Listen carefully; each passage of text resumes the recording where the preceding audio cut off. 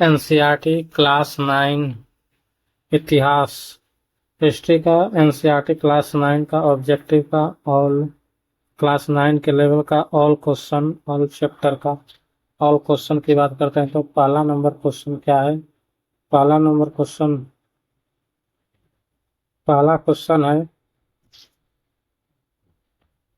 Question क्या है, निम्नलिखित में से किसने तीसरा एस्टेट क्या है नामक प्रसिद्ध पैम्फलेट लिखा था। निम्नलिखित में से किसने तीसरा एस्टेट क्या है नामक प्रसिद्ध पैम्फलेट लिखा था। तो ये पैम्फलेट लिखा गया था, ये पैम्फलेट किसने लिखा था, ये पैम्फलेट जो लिखा गया था वो पैम्फलेट लिखा गया था आबे सीए के द्वारा लिखा गया था। किसके द्वारा लिखा गया था, आबे सीए के द्वारा लिखा गया था। आबे सीए तीसरा एस्टेट क्या है शीर्षक से प्रभावशाली पैम्फलेट लिखा था। निम्नलिखित कथनों पर विचार कीजिए। दूसरा है निम्नलिखित कथनों पर विचार करना है, बताना है कौन सा कथन जो है सही है। सही कथन का चयन करना है। 1791 ईस्वी में संविधान ने सम्राट की स्थितियों पर पूर्ण विराम लगा दिया। 1791 ईस्वी में संविधान ने सम्राट की संपूर्ण शक्तियों पर पूर्ण विराम लगा दिया। पहला स्टेटमेंट जो है गलत है। 1791 ईस्वी में नहीं, 1791 में संविधान ने सम्राट की शक्तियों को सीमित किया था, पूर्ण विराम नहीं लगा था, समाप्त नहीं किया था। 1792 से 93 में फ्रांस गणराज्य बना और लुई 16वां को मृत्यु दंड दिया गया। दूसरा स्टेटमेंट सही है।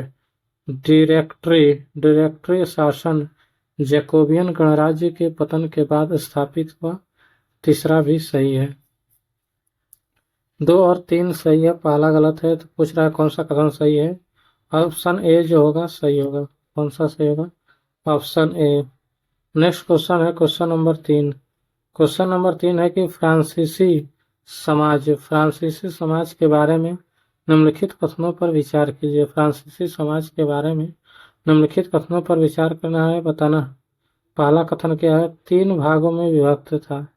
फ्रांसीसी समाज जो है 3 भागों में विभक्त था, सही है। केवल तीसरे वर्ग के लोगों को ही कर देना पड़ता था, दूसरा भी सही है। पादरी वर्ग के अलावा कुलीन वर्ग को भी विशेषाधिकार प्राप्त था, ये भी सही है। सत्य कथन कौन है, 1 2 3 तीनों सही है।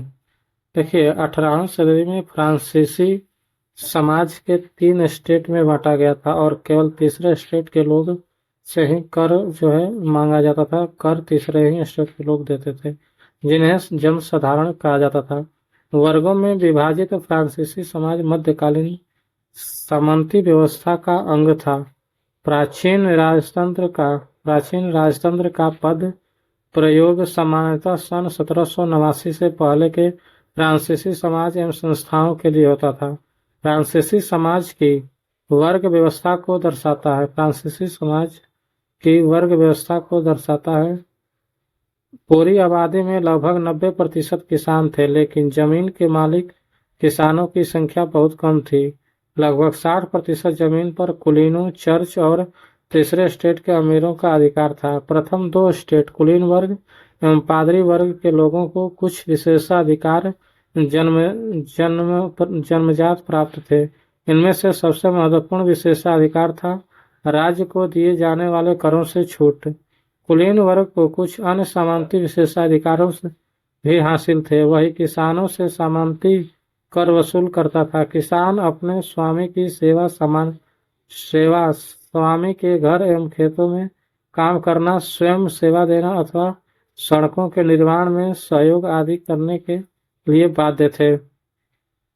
नेक्स्ट क्वेश्चन है क्वेश्चन नंबर 4। क्वेश्चन नंबर 4 क्या है, स्टेट जनरल जनरल के संबंध में निम्नलिखित कथनों पर विचार करना है। पहला कथन है, एक राजनीतिक संस्था थी जिसकी बैठक सम्राट अपने मर्जी से बुलाता था। पहला स्टेटमेंट सही है। स्टेट एक जो है राजनीतिक संस्था थी जिसकी बैठक जो है सम्राट बुलाता था अपनी मर्जी से। लुई 14वां द्वारा 5 मई 1789 ईस्वी को इसकी बैठक बुलाई गई थी, नहीं। फ्रांसीसी सम्राट लुई 16वां ने जो है 5 मई 1789 ईस्वी को इसकी बैठक को बुलाया था। लुई 14वां नहीं होगा यहाँ पर, लुई 16वां होगा, लुई 16वां। इसलिए दूसरा स्टेटमेंट क्या हो जाएगा, गलत हो जाएगा, पहला स्टेटमेंट सही हो जाएगा। तीसरा है पहले से निर्धारित नियमों के अनुसार तीनों वर्गों को एक एक मत देने का अधिकार था। तीसरा स्टेटमेंट सही है। ये तीन स्टेट कौन कौन से थे? तीन वर्ग थे, कुलीन, चर्च, और तीसरे स्टेट में आते थे किसान वगैरह, जो जनसाधारण तीसरे स्टेट में आते थे, ये सब थे। ठीक है, तो एक दो कौन सा कथन सत्य कथन चयन करना है, तो एक और तीन। एक और तीन किस ऑप्शन में दिया गया है, तो एक और तीन ऑप्शन ए सही होगा। नेक्स्ट क्वेश्चन है क्वेश्चन 5 में। क्वेश्चन 5 में बताएगा फ्रांस की क्रांति के आदर्श क्या थे। फ्रांस की क्रांति के आदर्श क्या थे? तो फ्रांस की क्रांति के आदर्श से स्वतंत्रता, समानता और बंधुत्व। स्वतंत्रता और समानता और बंधुत्व इसके जो है आदर्श वाक्य थे। सरकार के स्वरूप में इन सभी परिवर्तनों के दौरान स्वतंत्रता, विधि सम्मत समानता, समानता और बंधुत्व प्रेरक आदर्श बने रहे। इन मूल्यों ने आगामी सदी में न सिर्फ फ्रांस बल्कि बाकी यूरोप के राजनीतिक आंदोलनों को भी प्रेरित किया। Next question number 6। Question number 6 में है, क्वेश्चन नंबर 6 में है कि फ्रांस में जुलाई क्रांति किस वर्ष हुई थी? फ्रांस में जुलाई क्रांति कब हुई थी? 1830 ईस्वी में। 1830 ईस्वी में जो है जुलाई क्रांति हुई थी।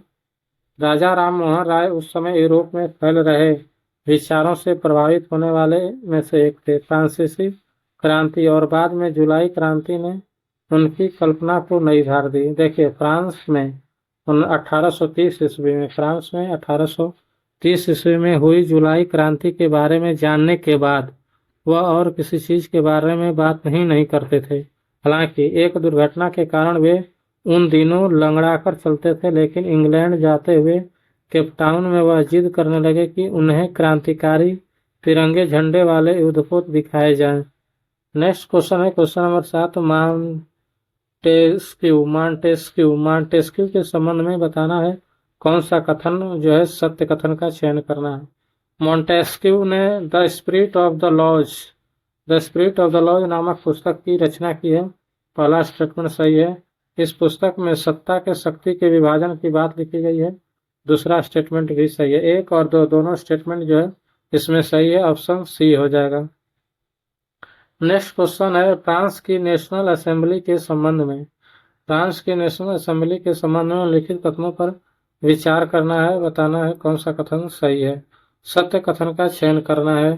क्वेश्चन नंबर 8 में पहला है 1791 के संविधान ने कानून बनाने का अधिकार नेशनल असेंबली को सौंप दिया था। पहला स्टेटमेंट सही है। नेशनल असेंबली अप्रत्यक्ष रूप से चुनी जाती थी। दूसरा स्टेटमेंट गलत है। दूसरा स्टेटमेंट गलत क्यों है?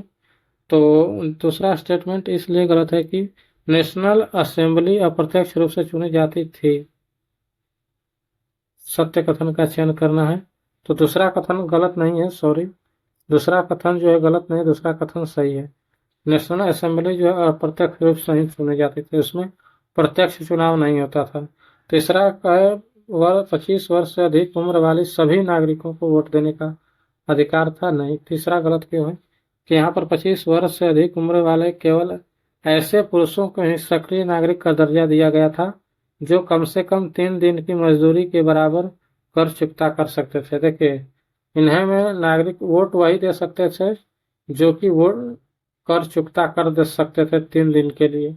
जो व्यक्ति कम से कम 3 दिन की मजदूरी के बराबर कर जो है दे सकता था, वही व्यक्ति वोट दे सकता था। इसलिए तीसरा कथन गलत होगा। इसमें कौन सा कथन सही है? तो 1 और 2, ऑप्शन सी जो होगा इसका सही होगा। नेक्स्ट क्वेश्चन है क्वेश्चन नंबर 9। फ्रांस के राष्ट्रगान के संबंध में, फ्रांस के राष्ट्रगान के संबंध में निम्नलिखित कथनों पर विचार करना है। पहला कि फ्रांस की राष्ट्रगान का नाम मार्सिले है। फ्रांस के राष्ट्रगान कौन है? मार्सिले, सही है। यह गीत पहली बार स्वयं सेवियों ने पेरिस की और कूच के करते हुए गाया था। यह गीत पहली बार स्वयं सेवियों ने जो है पेरिस की और कूच करते हुए गाया था। दूसरा स्टेटमेंट भी सही है। 1 और 2 दोनों सही है, ऑप्शन सी। देखिए, फ्रांस की क्रांति जैसे बड़े क्रांतियों में कवियों और साहित्यकारों की बड़ी भूमिका रही है। फ्रांस का राष्ट्रगान पहली बार मार्सिलेस के स्वयंसेवियों ने पेरिस की ओर कूच करते हुए गाया था, इसलिए इस गाने का नाम मार्सिले हो गया। रॉजेट दी लाइल द्वारा इसकी रचना की गई थी। इसकी रचना किसने की थी? इसकी रचना रॉजेट दी लाइल के द्वारा। Roget Roget the Roget the लाइल, सॉरी, लाइल है। रॉजेट द लाइल जो है इसकी रचना किए थे मार्सिले के राष्ट्रगान। राष्ट्रगान का रचना किसने किया था? फ्रांस के राष्ट्रगान की रॉजेट द लाइल। ठीक है, नेक्स्ट क्वेश्चन है, प्रथम विश्व युद्ध के दौरान रूस की स्थिति के संदर्भ में निम्नलिखित कथनों पर विचार करना है, बताना है, सत्य कथन का चयन करना है। ठीक है, सत्य कथन का चयन करना है और प्रथम विश्व युद्ध के दौरान रूस की स्थिति क्या थी इसके बारे में सत्य कथन कौन है। युद्ध के प्रारंभिक चरण में रूस की जनता ने जार का समर्थन किया था, पहला सही है। देखिए, प्रथम विश्व युद्ध के प्रारंभ में रूसियों ने जार का समर्थन किया था, पहला सही है। दूसरा स्टेटमेंट, जार ने युद्ध के दौरान ड्यूमा की सलाह को अधिक महत्व देना शुरू किया। दूसरा स्टेटमेंट गलत है, क्यों? कि जार ने ड्यूमा से सलाह लेना कम कर दिया था। जार जो है प्रथम विश्व युद्ध में जार के युद्ध के दौरान जो है ड्यूमा से सलाह लेना कम कर दिया था। दूसरा स्टेटमेंट गलत हो जाएगा। तीसरा, जर्मन विरोधी भावनाओं के कारण सेंट पीटर्सबर्ग का नाम बदलकर पेत्रोग्राद कर दिया गया था। तीसरा स्टेटमेंट सही है। चौथा, रासपुतिन के प्रभाव ने राजशाही की ओर लोकप्रियता को बढ़ाया। चौथा स्टेटमेंट गलत है। रासपुतिन के प्रभाव से राजशाही और अधिक अलोकप्रिय हो गया। रासपुतिन के प्रभाव से जो राजशाही की लोकप्रियता है वो कम हुई, घटी, बढ़ी नहीं, इसलिए चौथा स्टेटमेंट गलत हो जाएगा। पूछ रहा है कौन सा कथन सही, तो 1 और 3 ऑप्शन कौन हो जाएगा? ए। ऑप्शन ए जो होगा सही होगा। नेक्स्ट क्वेश्चन है क्वेश्चन नंबर 8, नहीं सॉरी, क्वेश्चन नंबर कौन हो जाएगा? 11। क्वेश्चन नंबर 11 में है कि फरवरी 1917 की रूसी क्रांति के संदर्भ में निम्नलिखित कथनों पर विचार करना है और बताना है कि उपरोक्त में से कौन सा कथन जो है सही है। सही कथन का हमें चयन करना है। पहला है, पेत्रोग्राद में मजदूरों के कारखाने और क्वार्टर नेवा नदी के दाएं तट पर स्थित है, पहला सही है। दूसरा, विंटर पैलेस तथा सरकारी इमारतें नेवा नदी के बाएं तट पर स्थित थी, दूसरा स्टेटमेंट भी सही है। तीसरा स्टेटमेंट है, फरवरी 1917 के आंदोलन का प्रारंभ खाद्य संकट और तालाबंदी से हुआ था, तीसरा भी सही है कि उस समय खाद्य संकट और फैक्ट्री तालाबंदी ने आंदोलन को भड़काया था। चौथा, प्रारंभिक चरण में बोल्शेविक पार्टी ने आंदोलन का प्रत्यक्ष नेतृत्व किया था, गलत। प्रारंभ में कोई भी राजनीतिक दल आंदोलन का सक्रिय नेतृत्व नहीं कर रहा था, चौथा गलत हो जाएगा। 1, 2 और 3 कथन सही है। ऑप्शन कौन सा हो जाएगा? ऑप्शन ए जो है इसका सही होगा। नेक्स्ट क्वेश्चन है 12, क्वेश्चन नंबर 12 है, उदारवादियों के संदर्भ में निम्नलिखित कथनों पर विचार करना है, बताना है कौन से कथन सही हैं।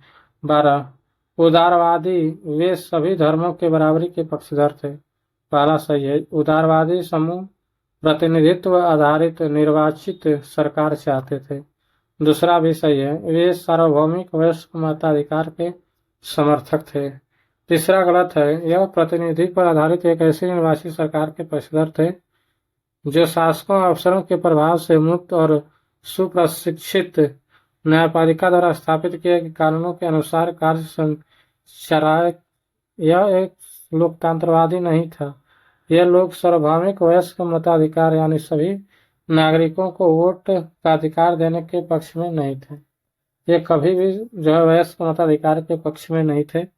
उनका मानना था कि वोट का अधिकार केवल संपत्तिधारियों को ही मिलना चाहिए, इसलिए तीसरा स्टेटमेंट गलत होगा। 1 और 2 स्टेटमेंट केवल सही है, तो इसका ऑप्शन कौन सा हो जाएगा? ऑप्शन सी सही होगा। नेक्स्ट क्वेश्चन है क्वेश्चन नंबर 13। क्वेश्चन नंबर 13 में है कि socialist revolutionary party revolutionary party के संबंध में सत्य कथन का चयन करना है, बताना है कौन सा कथन सत्य है। देखिए, सोशलिस्ट रिवॉल्यूशनरी का गठन जो है 1900 ईस्वी में किया गया था, सही है। यह किसानों की समर्थक पार्टी थी, दूसरा भी सही है। लेनिन इन विचारों से सहमत नहीं थे, तीनों के तीनों स्टेटमेंट सही है। देखिए, सोशलिस्ट रिवोल्यूशनरी पार्टी के संबंध में जानना है। 19वीं सदी के आखिरी में जब रूस ने ग्रामीण इलाकों में समाजवादी काफी सक्रिय थे, सन 1900 में उन्होंने सोशलिस्ट रिवोल्यूशनरी पार्टी यानी समाजवादी क्रांतिकारी पार्टी का गठन कर लिया। इस पार्टी ने किसानों के अधिकारों के लिए संघर्ष किया और मांग की सामंतों के कब्जे वाली जमीन फौरन किसानों को सौंपाई जाए, इस उनकी मांग थी। समाजवादी लोकतांत्रिक खेमा समाजवादी क्रांतिकारियों से सहमत नहीं था। लेनिन का मानना था कि किसानों में एकजुटता नहीं है, वे बंटे हुए हैं। कुछ किसान गरीब थे तो कुछ अमीर, कुछ मजदूरी करते थे तो कुछ पूंजीपति थे जो नौकरों से खेती करवाते थे। इन आपसी विभेदों के चलते वे सभी समाजवादी आंदोलन का हिस्सा नहीं हो सकते थे, इसीलिए लेकिन लेनिन जो है इस विचारधारा से सहमत नहीं थे। तीनों के तीनों स्टेटमेंट सही है, ऑप्शन डी सही होगा। नेक्स्ट क्वेश्चन है सोवियत संघ रूस। सोवियत रूस में प्रथम पंचवर्षीय योजना। सोवियत रूस में प्रथम पंचवर्षीय योजना। सोवियत रूस में प्रथम पंचवर्षीय योजना कब प्रारंभ की गई थी? देखिए, सोवियत रूस में प्रथम पंचवर्षीय योजना कब प्रारंभ की गई थी? तो ये प्रारंभ की गई थी 1927 ईस्वी में। 1927 ईस्वी में। देखिए, शासन के लिए केंद्रीकृत नियोजन की व्यवस्था लागू की गई थी।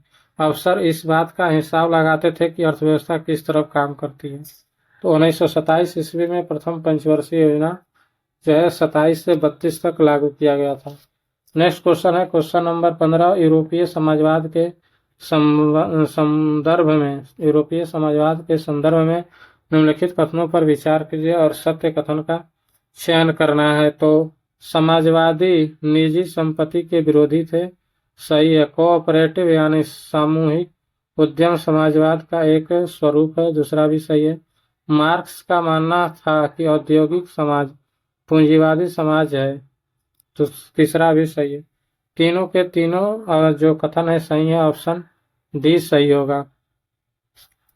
नेक्स्ट क्वेश्चन है क्वेश्चन नंबर 16। खूनी परिवार के संबंध में खूनी रविवार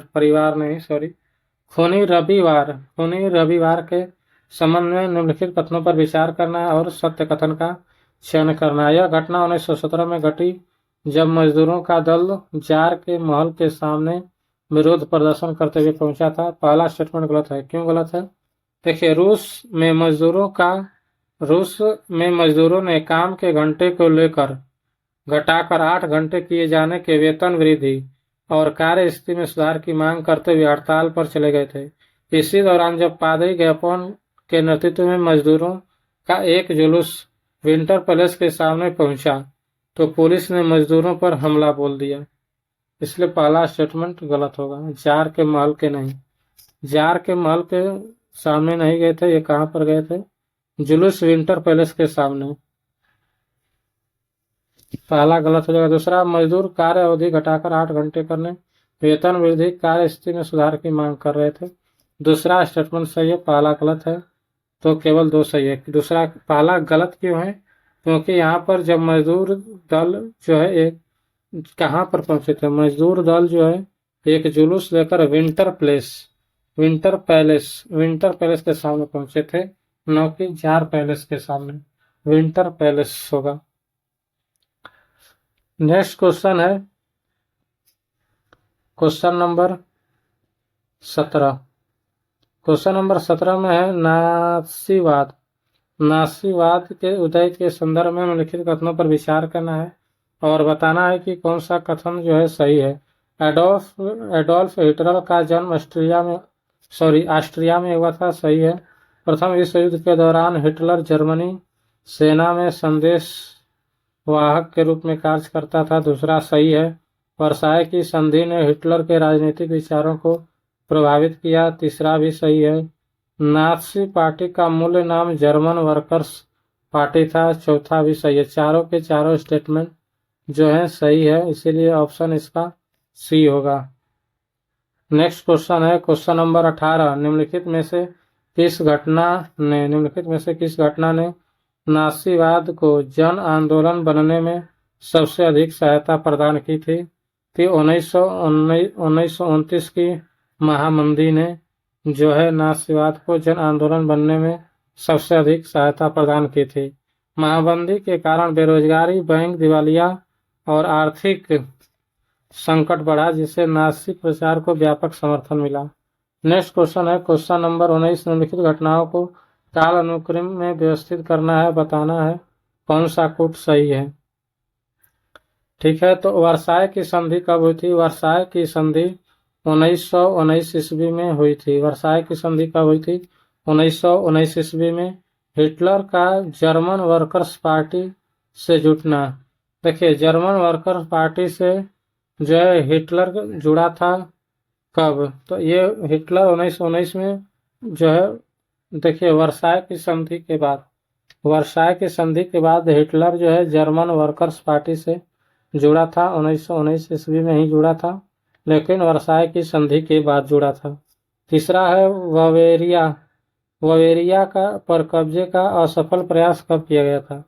1923 ईस्वी में। 1923 ईस्वी में जो है बवेरिया पर कब्जे का प्रयास किया गया था, जो कि असफल रहा था। 1929 ईस्वी में जो है 1929 ईस्वी में महामंदी शुरू हो गया था, इसीलिए इसका जो सही कूट होगा 1 2 3 4 ऑप्शन ए सही होगा। नेक्स्ट क्वेश्चन है क्वेश्चन नंबर 20। प्रथम विश्व युद्ध का जर्मनी पर क्या प्रभाव पड़ा? प्रथम विश्व युद्ध का जर्मनी पर क्या प्रभाव पड़ा? तो पहला, जर्मनी के खनिज क्षेत्र छीन लिए गए, पहला स्टेटमेंट सही है। दूसरा, उनकी सेना भंग कर दी गई, ये भी सही है। उस पर 6 अरब पाउंड का जुर्माना लगा दिया गया, ये भी सही है। तीनों के तीनों कथन सही है, ऑप्शन डी होगा। नेक्स्ट है 21 नंबर क्वेश्चन। 21 नंबर क्वेश्चन में कहा जा रहा है कि जर्मनी में अग्नि अध्यादेश यानी फायर डिक्री कब पारित किया गया था? ये पारित किया गया था 1933 में। क्यों पारित किया गया था? जब 30 जनवरी 1933 ईस्वी को राष्ट्रपति हिंडनबर्ग ने हिटलर को चांसलर का पद संभालने का न्योता दिया था। यह मंत्रिमंडल में सबसे शक्तिशाली पद था। तब तक नासी पार्टी रूढ़िवादियों को भी अपने उद्देश्यों से जोड़ चुकी थी। सत्ता हासिल करने के बाद हिटलर ने लोकतांत्रिक शासन की संरचना और संस्थाओं को भंग करना शुरू कर दिया। फरवरी माह में जर्मन संसद भवन में हुए रहस्यमय अग्निकांड से उसका रास्ता और आसान हो गया। 28 फरवरी 1933 को जारी किए गए अग्नि अध्यादेश के जरिए अभिव्यक्ति, प्रेस एवं सभा करने की आजादी जैसे नागरिक अधिकारों को अनिश्चितकालीन के लिए निलंबित कर दिया गया। नेक्स्ट क्वेश्चन है question number 22। Germany league of nation से किस वर्ष बाहर आया था? जर्मनी जो है लीग ऑफ नेशन से किस वर्ष बाहर आया था? जब कब बाहर आया था? तो ये बाहर आया था कब? 1933 ईस्वी में। कब बाहर आया था? 1933 ईस्वी में जो है ये बाहर आया था। नेक्स्ट है 1929 की आर्थिक महामंदी के संबंध में निम्नलिखित कथनों पर विचार करना है और बताना है कि कौन सा कथन जो है सही है। अमेरिकी शेयर बाजार में बड़ी मात्रा में बिकवाली के कारण आर्थिक मंदी की शुरुआत हुई थी, सही है। अमेरिकी महामंदी का सबसे बुरा प्रभाव जर्मन अर्थव्यवस्था पर पड़ा, दोनों सही है। 1 और 2।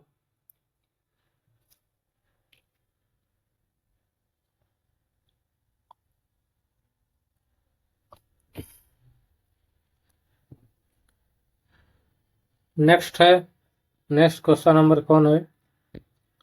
क्वेश्चन नंबर 24 में पूछ रहा है कि जर्मनी को आर्थिक संकट जर्मनी को आर्थिक संकट से निकालने के लिए अमेरिका सरकार ने कौन सी योजना बनाई थी? तो जब जर्मनी को आर्थिक संकट से जूझ रहा था उस समय अमेरिकी सरकार एक योजना बनाई थी। उस योजना का नाम था डॉब्स योजना। डॉब्स योजना देखिए, डॉब्स योजना जो है जर्मनी की मुद्रा मार्ग का एक मूल्य तेजी से गिरने लगा था उस समय इसका गठन किया गया था योजना के लिए। जर्मनी को आर्थिक संकट से निकालने के लिए अमेरिकी सरकार ने डॉब्स योजना बनाई थी। नेक्स्ट है औपनिवेशिक शासन में अंग्रेजों द्वारा। औपनिवेशिक शासन में अंग्रेजों द्वारा जंगल काटने के क्या कारण थे? पहला कारण था कि शाही सेना हेतु लकड़ी की आपूर्ति के लिए, पहला कारण था। दूसरा था रेल लाइन के प्रसार के लिए। तीसरा कारण था व्यवसायिक कृषि बागानों के प्रसार के लिए। 1, 2, तीनों के तीनों सही है, ऑप्शन डी। नेक्स्ट क्वेश्चन है क्वेश्चन नंबर 26। भारतीय वन सेवा की स्थापना किस वर्ष की गई थी? भारतीय वन सेवा की स्थापना कब की गई थी? 1864 ईस्वी में। 1864 ईस्वी में जो है भारतीय वन सेवा की स्थापना की गई थी। क्यों की गई थी? क्योंकि जंगल के उत्पादों की आवश्यकता ब्रिटिश लोगों को व्यापक स्तर पर थी। ठीक है, जो जंगल की उत्पाद होते थे उनकी आवश्यकता ब्रिटिश जो लोग थे उनको व्यापक स्तर पर उसकी आवश्यकता होती थी। तो उन उत्पादों को संरक्षित करने के लिए भारतीय वन सेवा की स्थापना 1864 ईस्वी में किया। Next, imperial forest research institute. Imperial forest research institute के संबंध में लिखित कथनों पर विचार करना है और बताना है कौन सा कथन सत्य है। सत्य कथन का चयन करना है। इसकी स्थापना 1905 में देहरादून में हुई थी। पहला स्टेटमेंट गलत है क्योंकि इसकी स्थापना 1906 ईस्वी में हुई थी। इसकी स्थापना 1906 में देहरादून में हुई थी। हाँ, यहाँ जिस पद्धति से शिक्षा दी जाती थी उसे वैज्ञानिक वानिकी कहा गया। दूसरा स्टेटमेंट सही है, केवल 2 सही है, ऑप्शन बी होगा। नेक्स्ट क्वेश्चन है क्वेश्चन नंबर 28। वन अधिनियम 1878 के संबंध में निम्नलिखित कथनों पर विचार कीजिए। बताना है, सत्य कथन का चयन करना है, कौन सा कथन सही है। तो जंगल को 3 श्रेणियों में विभाजित किया गया, आरक्षित, सुरक्षित और ग्रामीण। सही है। सबसे अच्छे जंगलों को आरक्षित वन कहा गया और गांव वाले केवल सूखी लकड़ी एवं विशेष प्रकार के औषधि ही इन जंगलों से ले सकते थे। दूसरा स्टेटमेंट गलत है। देखिए, जब 1865 ईस्वी में वन अधिनियम को लागू होने के बाद में 2 बार संशोधन हुआ। पहली बार 1878 में और 1927 में। 1878 वाले संशोधित अधिनियम में जंगलों को 3 श्रेणियों में बांटा गया, आरक्षित, सुरक्षित एवं ग्रामीण। सबसे अच्छे जंगलों को आरक्षित वन कहा गया। गांव वाले इन जंगलों से अपने उपयोग के लिए कुछ भी नहीं ले सकते थे। गांव वाले जो आरक्षित वन है यहाँ से कुछ नहीं ले सकते थे, न लकड़ी न विशेष प्रकार का से कुछ भी नहीं ले सकते थे। वे घर बनाने या ईंधन के लिए केवल सुरक्षित या ग्रामीण वनों से ही लकड़ी ले सकते थे। इसलिए तीसरा स्टेटमेंट गलत हो जाएगा, पहला सही होगा। तो केवल एक ऑप्शन ए सही होगा। नेक्स्ट क्वेश्चन है क्वेश्चन नंबर 29। झूम खेती के नाम एवं संबंधित क्षेत्र का सही मिलान करें। झूम खेती कहाँ पर होती थी उसके नाम को जो है सही से मिलान करना है। उसके नाम जैसे लातिंग जो है एक झूम कृषि है, वो कहाँ पर होती थी? तो ये लातिंग झूम कृषि दक्षिण पूर्व एशिया में होता था। और मिलापा जो झूम कृषि है वो कहाँ पर होता था? इसका आयोजन जो है मध्य अमेरिका में होता था, मैक्सिको वगैरह में। चितमेन कहाँ पर होता था? तो ये होता था अफ्रीका में। चेना कहाँ पर होता था? श्रीलंका में। देखिए, घुमंतू खेती या झूम खेती एशिया, अफ्रीका, दक्षिण अमेरिका के अनेक भागों में ये खेती का एक परंपरागत तरीका है। इसके कई स्थानीय नाम है, जैसे कि दक्षिण पूर्व एशिया में लातिंग कहते थे, मध्य अमेरिका में मिल्पा, अफ्रीका में चितमेन या तावी, श्रीलंका में चेना। हिंदुस्तान में घुमंतू खेती के लिए धाया, पेंदा, वेबर, नेवर, झूम, पोडू, खंदाद और कुमरी ऐसे कुछ स्थानीय नाम हैं। इसका कौन सा हो जाएगा? तो इसका ऑप्शन सी जो हो जाएगा सही होगा। नेक्स्ट क्वेश्चन है क्वेश्चन नंबर 30। क्वेश्चन नंबर 30 में यूरोपीय वन रक्षक घुमंतू खेती के विरुद्ध क्यों थे? यूरोपीय वन रक्षक घुमंतू खेती के विरुद्ध क्यों थे? सत्य कथन का चयन करना है।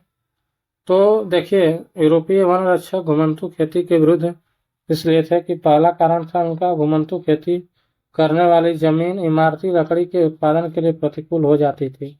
दूसरा कारण था जंगल जलाते समय बाकी बेशकीमती पेड़ों को जलने का खतरा होता था। तीसरा, लगान वसूली की प्रशासनिक परेशानी से बचने हेतु। 3 कारण थे, तीनों के तीनों सही, ऑप्शन डी। नेक्स्ट है क्वेश्चन नंबर 31।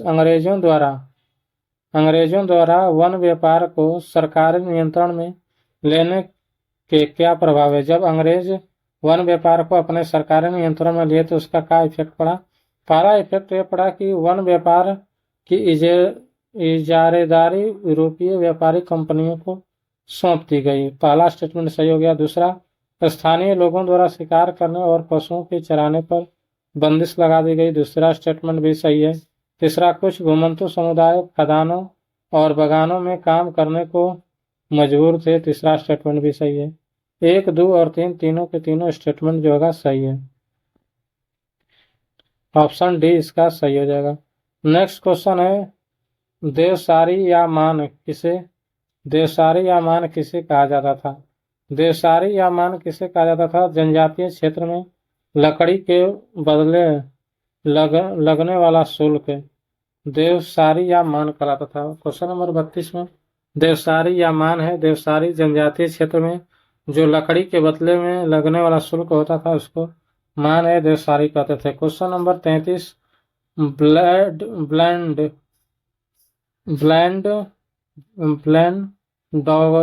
डॉग डिएंस्टेन व्यवस्था ब्लैंड डॉग डिएंस्टेन व्यवस्था के संबंध में निम्न कथनों पर विचार करना और बताना। सत्य कथन का चयन करना है। पहला कथन है कि यह व्यवस्था अंग्रेजों द्वारा बस्तर में प्रारंभ किया गया था। तो पहला स्टेटमेंट गलत है। पहला स्टेटमेंट गलत है।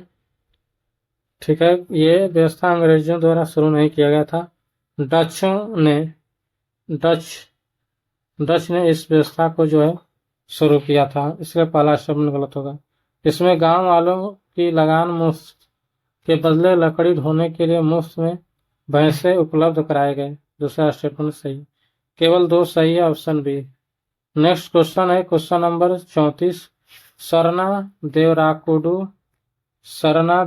देवराकुडू, कान, राई इत्यादि क्या थे? तो ये जनजातीय लोगों द्वारा शिकार की एक पद्धति थी।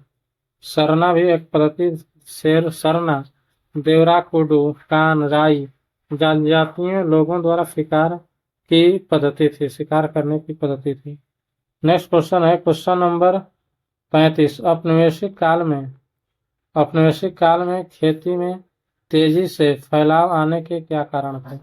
औपनिवेशिक काल में खेती में तेजी से फैलाव आने के क्या कारण थे? तो 3 कथन है, बताना। सत्य कथन का चयन करा। अंग्रेजों द्वारा व्यावसायिक फसलों के उत्पादन को जमकर प्रोत्साहित किया गया। सही है।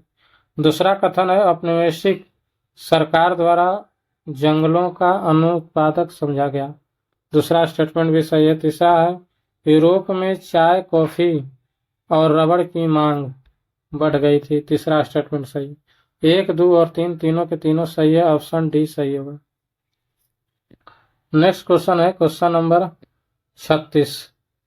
क्वेश्चन नंबर 36 में पूछा जा रहा है लाकोता आदिवासी समूह किस क्षेत्र से संबंधित थे?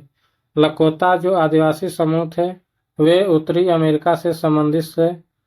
ऑप्शन डी सही होगा। लाकोता जैसे देशज अमेरिकी आदिवासी समूह जो इन विशाल उत्तर अमेरिकी मैदानों में रहते थे का अर्थतंत्र अत्यंत वैविध्यपूर्ण था। वे मक्का उगाते थे, बेसिन का शिकार करते थे और जंगली पौधों की खोज में रहते थे। अंग्रेज आबादकारों ने विष्णु के लिए विशाल भूभाग को खुला छोड़ना बेकार समझा।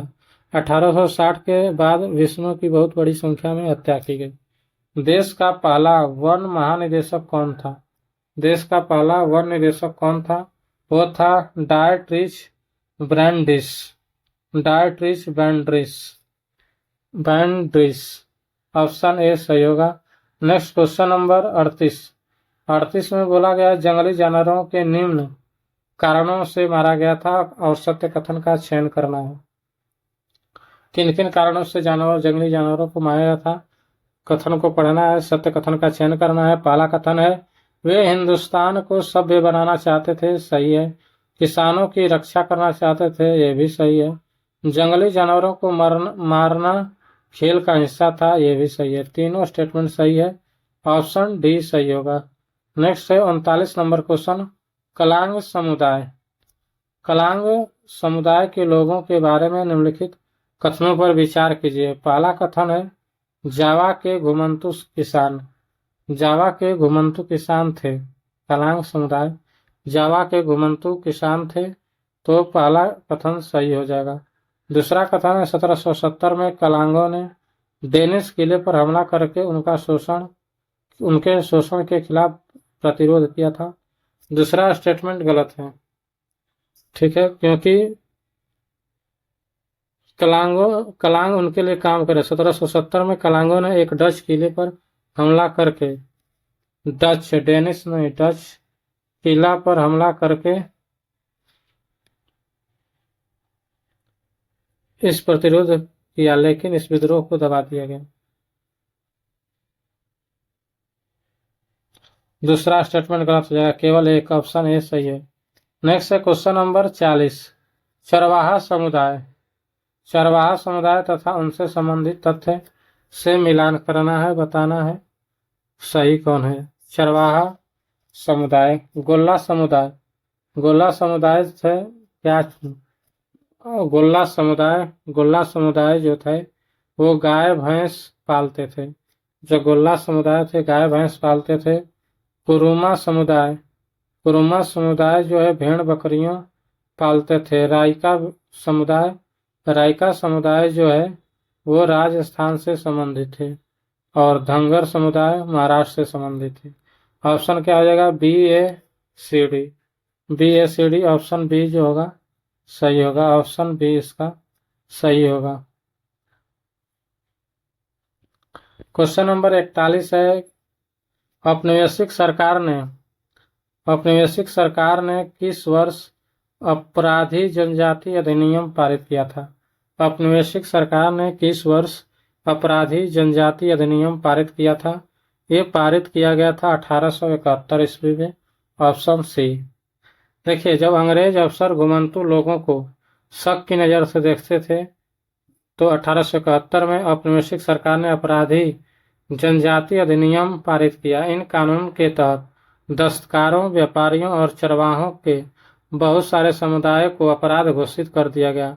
इस कानून के लागू होते ही ऐसे सभी समुदायों को कुछ खास अधिसूचित गांवों या बस्तियों में बस जाने का हुक्म सुना दिया गया।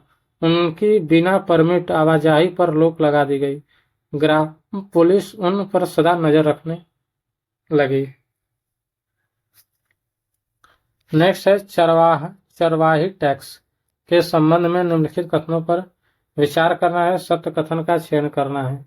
चरवाही टैक्स के बारे में देखिए, चरवाहों से चारागाहों में चरने वाले प्रत्येक जानवर पर टैक्स वसूला जाता था। हर एक जानवर पर टैक्स वसूला जाता था, सही है। प्रारंभ में अंग्रेज स्वयं ही अपने परिंदों से टैक्स वसूलते थे, मगर बाद में यह काम ठेकेदारों के माध्यम से किया जाने लगा।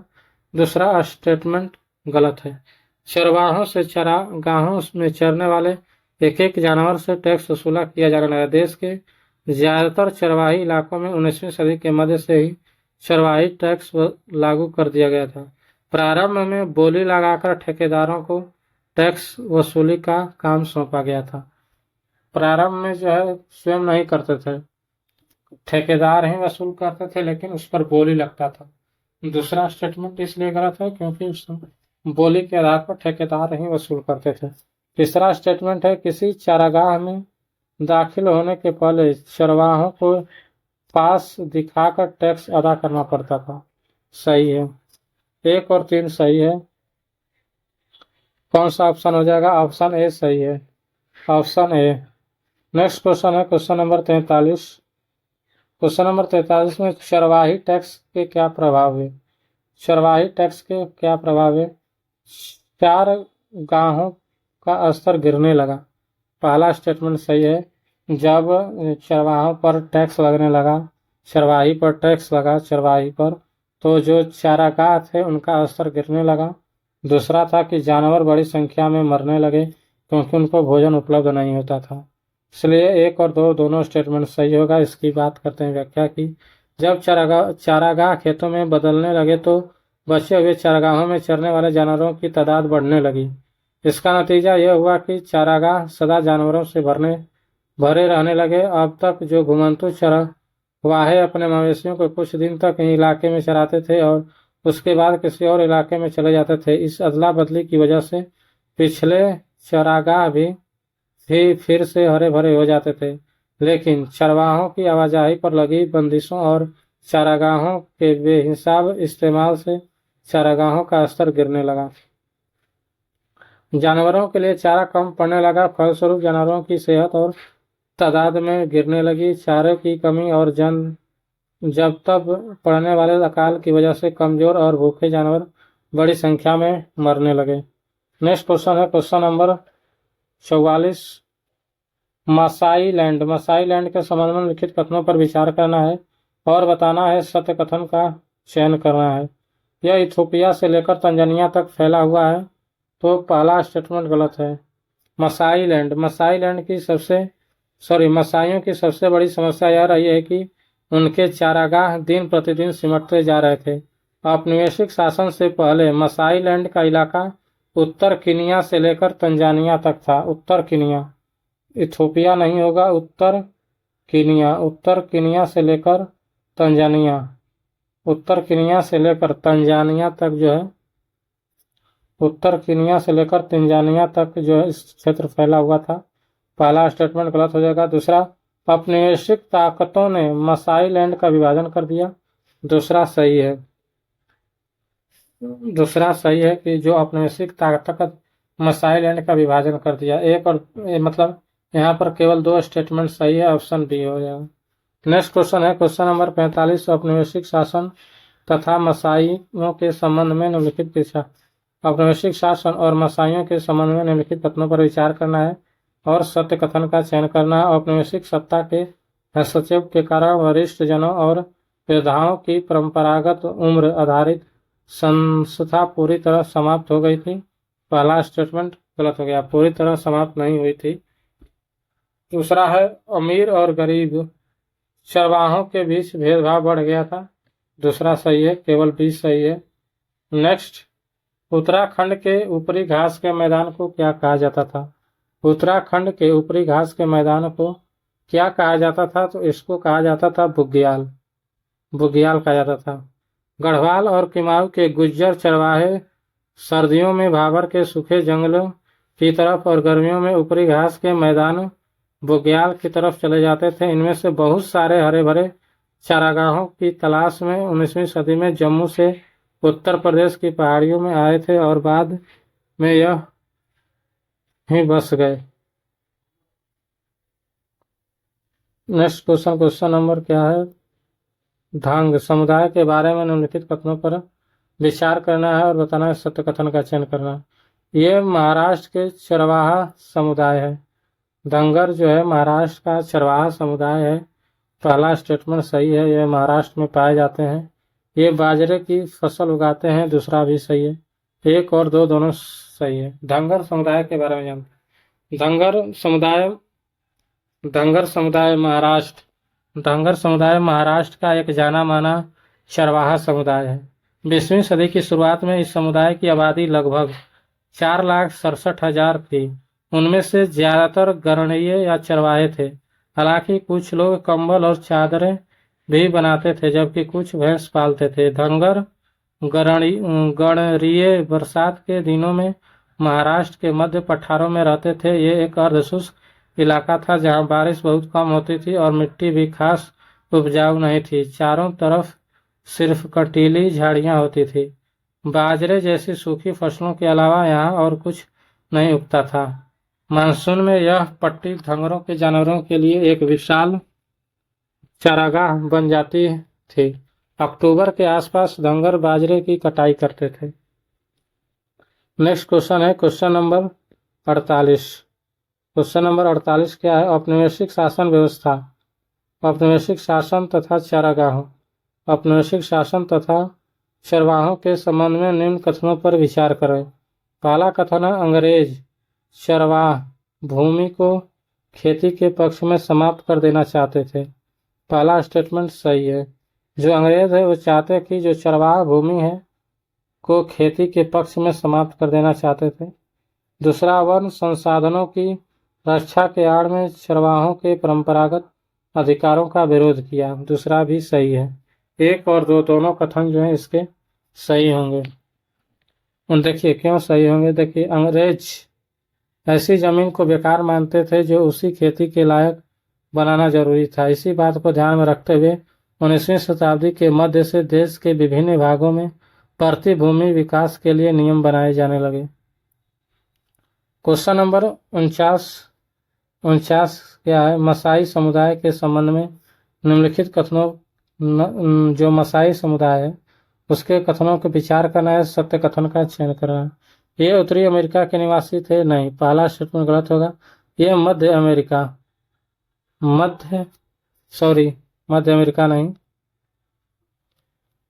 अमेरिका नहीं, पूर्वी अफ्रीका के निवासी थे। जो मसाई थे पूर्वी अफ्रीका में पाए जाते थे, किनिया वगैरह, इथोपिया में, किनिया से लेकर तंजानिया तक पूर्वी अफ्रीका में जो है ये पाए जाते थे। पूर्वी अफ्रीका में कौन से आता है? यहाँ से किनिया से लेकर आपको तंजानिया तक पाए जाएंगे मसाई समुदाय। हाँ, औपनिवेशिक शासन के कारण उनकी स्थिति वहाँ के किसानों की तुलना में खराब हो गई थी। दूसरा स्टेटमेंट सही है। केवल 2 स्टेटमेंट सही है। नेक्स्ट क्वेश्चन है क्वेश्चन नंबर 50। क्वेश्चन नंबर 50 में राइका समुदाय मुख्यतः किस क्षेत्र से संबंधित थी? जो राइका समुदाय है मुख्यतः किस क्षेत्र से संबंधित थी? तो राइका समुदाय जो है राजस्थान से संबंधित थी। राइका समुदाय जो है राजस्थान से संबंधित थी। गुजरात में मलधारी थे, जो मलधारी थे गुजरात में पाए जाते थे समुदाय। और हिमाचल प्रदेश में गद्दी पाए जाते थे। और उत्तर प्रदेश में थोड़ा बहुत गुज्जर वगैरह